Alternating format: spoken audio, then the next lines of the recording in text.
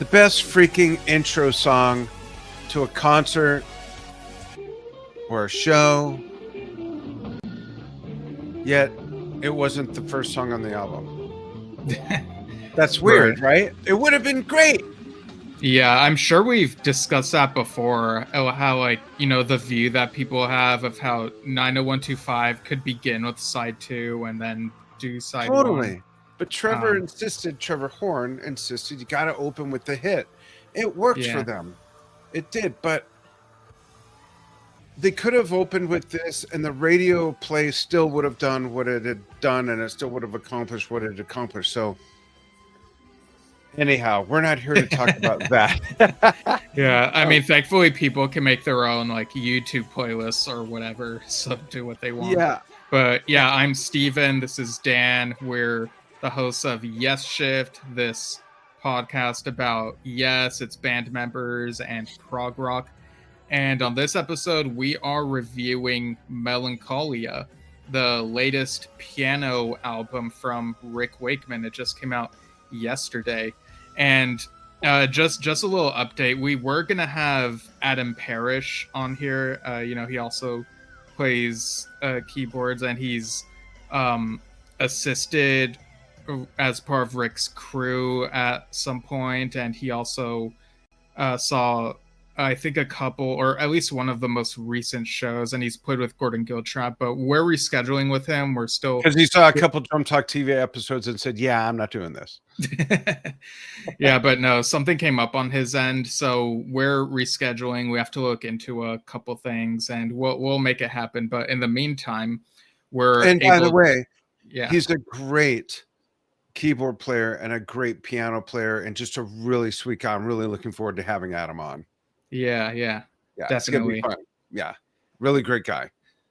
Right. So for this album, let's see. So where do I begin? So Rick does explain on his website that Melancholia is often misunderstood as sadness. So just quoting him here, he said, "It is a temperament as much as a mood, sensitive, thoughtful, loyal, creatively driven, deeply analytical, and quietly steadfast. That richer definition lies at the heart of this album. These compositions are neither bleak nor morose. They are generous in spirit, filled with moments of light and resolve, reflecting a mind that has learned to make peace with melancholy, not to escape it, but to transmute it." So with that in mind, and with your experience listening to this album in mind, what do you think of the overall feel of this album, Dad? I have what might surprise you and everybody, maybe. I dove into just listening to this with zero knowledge of what the album was about or anything. And there's the cover, same as Steve's background. Rick copied Steve on this. and I really had no idea that it was just a piano album. So I listened to the first song and went, wow, that's beautiful. I listened to the second song and went, oh, okay, another piano song. And by the third song, I thought, okay, wait a minute. I really expected something totally different. I don't know why. I expected Mini Moogs and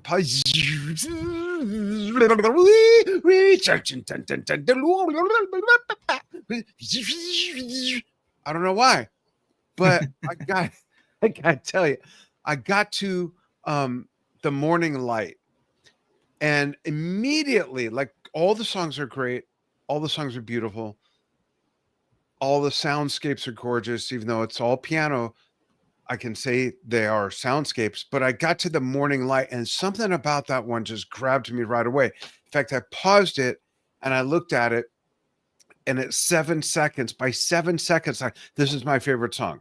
Even though I hadn't heard the rest, I listened to the rest, and it's still my favorite song. I don't know if it's the key it's in or the cadence and the rhythm, but I just love that song. So now, to further answer your question more directly and understanding it's a piano album, it's beautiful, and it's something that I don't know what the last album is that we've gotten from Rick that was just an all piano album of all original material. Yeah, because I feel like it might have been within the last couple years. I'm not sure off the top of my head, but Same, I yeah. think one of the things he's said he's working on is he's working on a more proggy album as well, if I remember correctly. So Oh, so we'll get th- some of these. yeah, so that might be more in line with what you were expecting this to be. But yeah, he's done piano albums here and there, Yeah. and this is another addition to that side of his discography. And it's interesting that Morning Light is your favorite track on this. I'll go ahead and read the track list Why first. do you So, say it's interesting? Is it your favorite too? well, because I feel like up until that point, like the first 5 tracks feel more introspective and a different mood to me. And then the Morning Light, it can Yeah. still be introspective, but feels a bit more upbeat in a way. Yeah. Like That not maybe not that's not it. overtly upbeat, like in your face, but it does feel like There's like a a bit lift more in the step, uplifting. right? Yeah. Yeah. I think that's Yeah. what got me maybe. And maybe Right. the track listing had something to do with the placement of it. I don't know, but yeah, go ahead with what's on this album.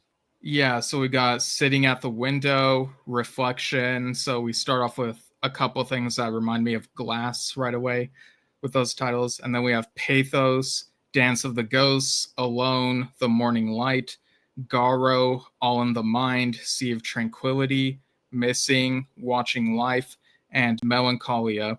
And I feel like Sea of Tranquility is another one that feels a little bit more different from the rest of the tracks. Each of these tracks are definitely their own thing, but most of them feel like they're kind of in the same introspective mood, if that makes any sense. Yeah, and I wonder if Sea of Tranquility is at all related to the geographical location of our moon.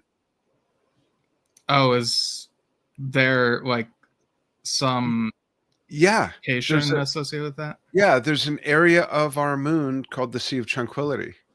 Oh, okay. I was thinking maybe it's also the name of some prog rock band or something. Not But that I know of, but watch yeah. Apollo 11. It's noted in there as well. Okay. Yeah. Plus, I remember being a kid and seeing them orbit the moon and land on the moon, if that really happened. Anyway, that's another conversation. Right. By the way, I'm on board with that really happened, that they did land on the moon. Yeah, yeah. And I mean, there's even a Yes song about it. So why wouldn't it be true, you know? Absolutely. And the other song, what was the other song on there? So after Morning Light is Garo, and then what was the one after that? Sorry. All in the Mind. Yeah, I like that one as well. Yeah. And I do think that had this is just my personal opinion with my own sensibilities, but I kind of feel like if the Morning Light was first or second, that the mood might have seemed a little shaded after that. I like that it picks up with the Morning Light. Okay, Track so listing is you like really the key. yeah, you like the placement of it about midway through, right? Yeah, I do. And I really, really think it's a great example of how important track listing is. You know that I've been very critical of, especially with Yes, more than any other band. You know where I'm going. That's why you're giggling. Yeah, and we have different views on this, but We yeah. do. And that's okay. Like Grandpa used to say, you're entitled to your opinion, even if it's wrong. Um, but I've been very critical about their albums sometimes ending on way too much of a cool down, and and that works for some albums. For me, it has not for some albums by Yes, but it's just another example of how track listing makes a difference. But the bottom line is you can't please everybody with the same thing, and you should never try to. So just because that's my feeling doesn't mean that it's wrong. It doesn't mean that everyone feels that way, but I quite like the placement of this song because it picks it up. The first few songs before that, like you say, are very introspective, and they're not dark at all. They're not dark. They're beautiful, but there's something about this song, a bit of the pickup in the cadence and the key, and I don't know, it just feels just right. Yeah.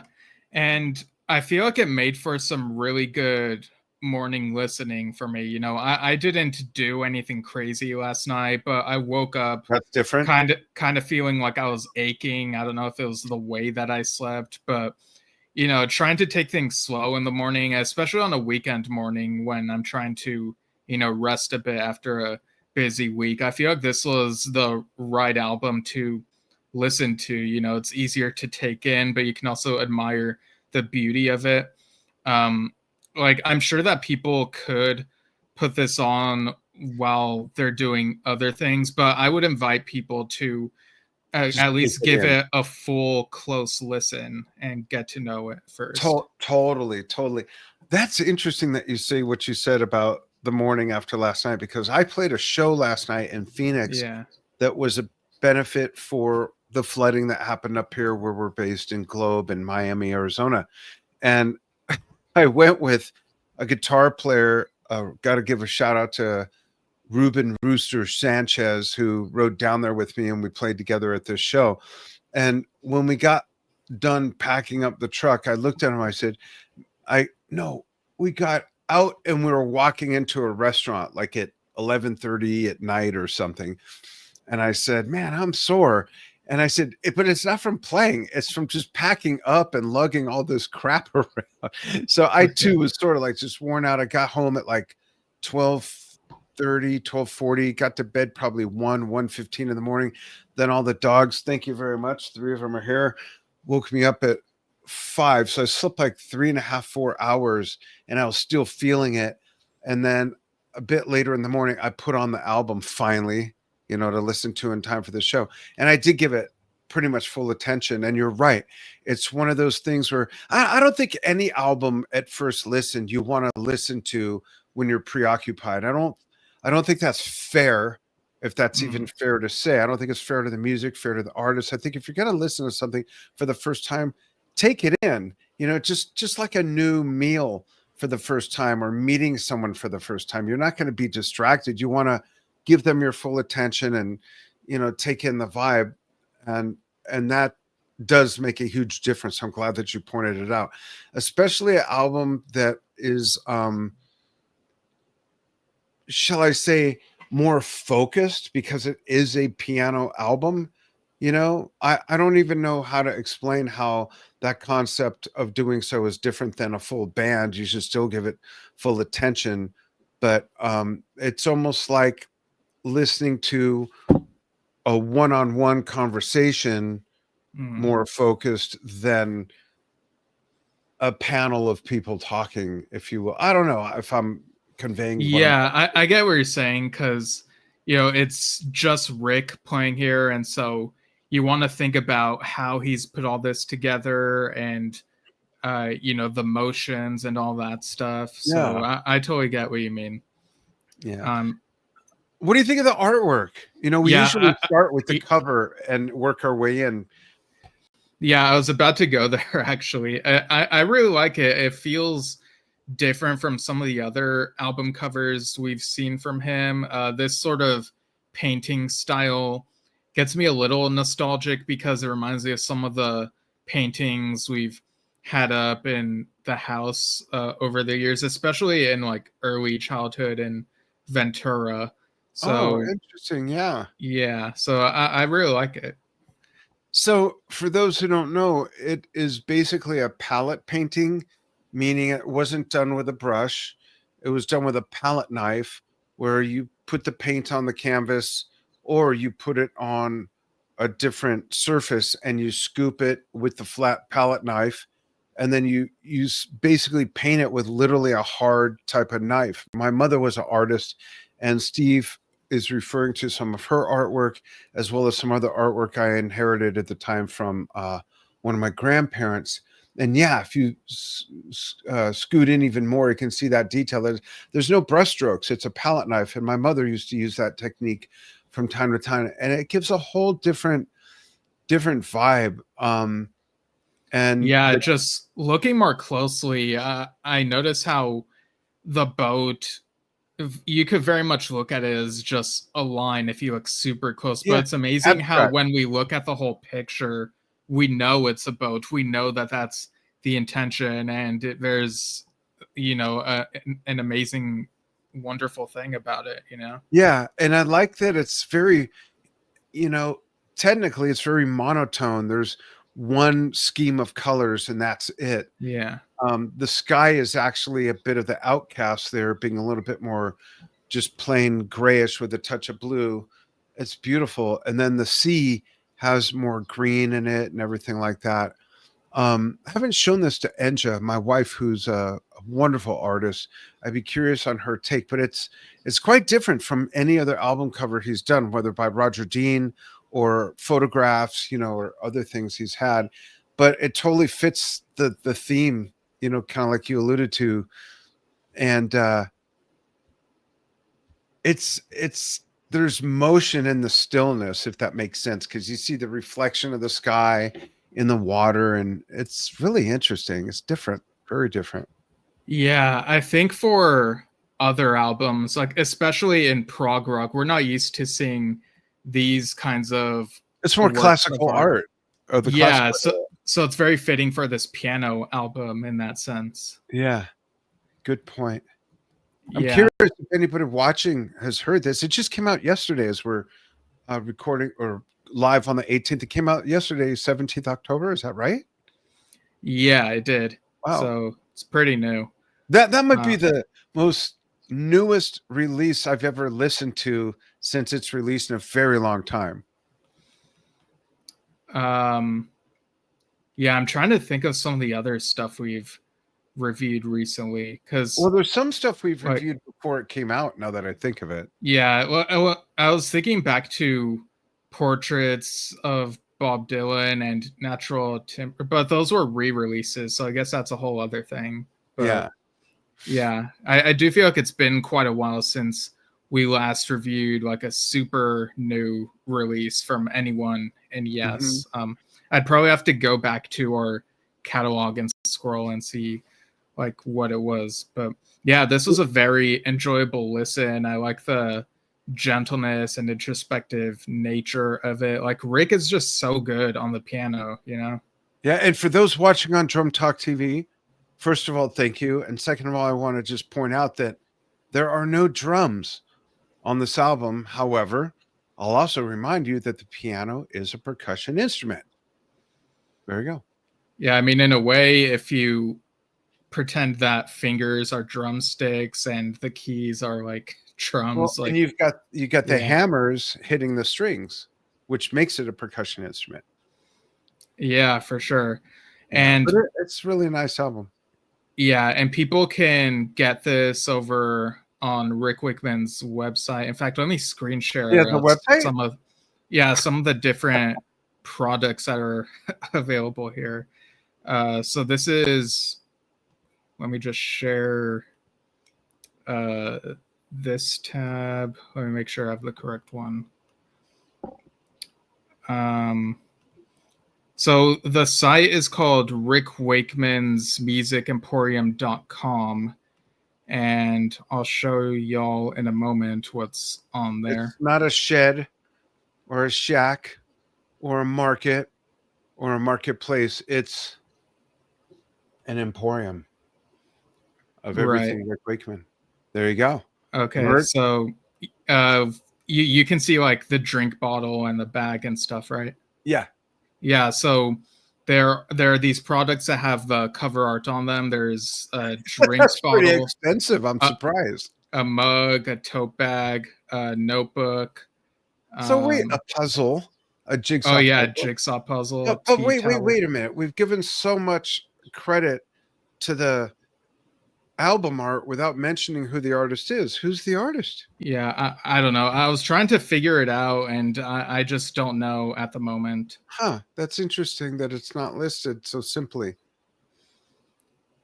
Right, but yeah, you also got this coaster, this CD, DVD, this test pressing. So yeah, people can find all that stuff on Rick Wakeman's Music Emporium. It's an emporium. Yeah. Yeah, I'm like really trying to figure out who this artist is to give them their due. It's a bit of a struggle. Let's try this just for fun. Hey Siri. Oh, no, please no. No? Why? Or at least mute yourself when you do that. Okay, hold on. All right, so he's checking.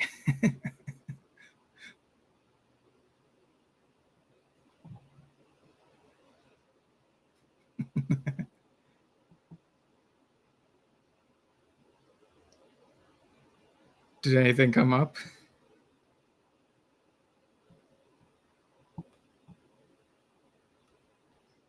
Followed by 2018's Piano Odyssey. It's okay. So I sorted out everything but that. It's the third in a series of piano albums. Yeah. First with Piano Portraits in 2017, followed by Odyssey, I think, or something. Yeah. Yeah. Piano Portraits is actually the. I met Rick on that tour when I was I in remember that. England. Yeah. Yeah. That was really cool. Yeah. But no mention of the album art. Oh, wait. Yeah. Hold on. Found something? Maybe, yeah. Recorded on a Steinway Model D, one of those meaningful suites of piano music I've ever done, he says. Although the album, no, I don't see it. That's quite odd, yeah. Yeah, huh. Yeah, maybe I wonder if it's maybe listed in the physical product. Maybe someone It's who gotta has it be. can like let us know. Maybe Oliver did it. Or Gemma. Yeah, or for all we know, it could be like maybe some public domain thing, and I Or don't know. Fiverr. Who Someone on knows? Fiverr. Maybe. No, I'm sure it's somewhere, but it's great. I love it. Yeah. Totally fits. Yeah, so folks, definitely check out this album if you haven't already, and if you have already, check it out again, because why not? Yeah, and it makes sense that after a trilogy of piano albums that we're looking forward to something more band oriented, if you will, more proggy from him to get that out of his system. Like, I wonder how much time he spent during the course of since 2017 when he started this trilogy, that music in that vein was building up in his mind and making notes, and so that now he's just gonna put all that together and bang it out. Yeah. So it'll be interesting to see what he puts out next. He's always busy, always working on something. So yeah, that should be really cool. Yeah, so folks, if you're watching this on the archive, we'd love your thoughts. We know this is literally brand new. The cellophane's just been taken off of it, so it might take a few days before some of you get it. Give it a good listen, and go ahead and chime in the comments. We'd love to know what you think. It's a beautiful album, and again, my favorite on there is still The Morning Light. I'm going to listen to it a few more times, play it on my laptop here while I'm working, and see if something else hits me above that. But right away, that was my favorite. Like I said, when I mentioned it, I paused it and looked at it right away. 7 seconds, and it grabbed me. 7 seconds. And I was like, this is my favorite. I haven't even heard the rest of the album. Yeah. And people can also check out videos of Rick playing a couple of these tracks over on his YouTube channel. It's always great to see him perform all that on stuff. an accordion, which is odd. On an accordion. Cool. Thanks, everybody.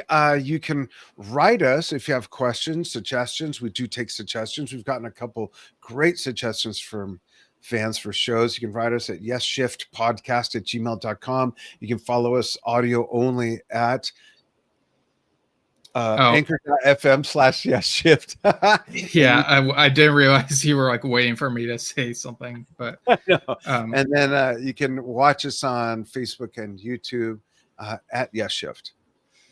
Right. Yeah. Did I hit everything? Is that everything?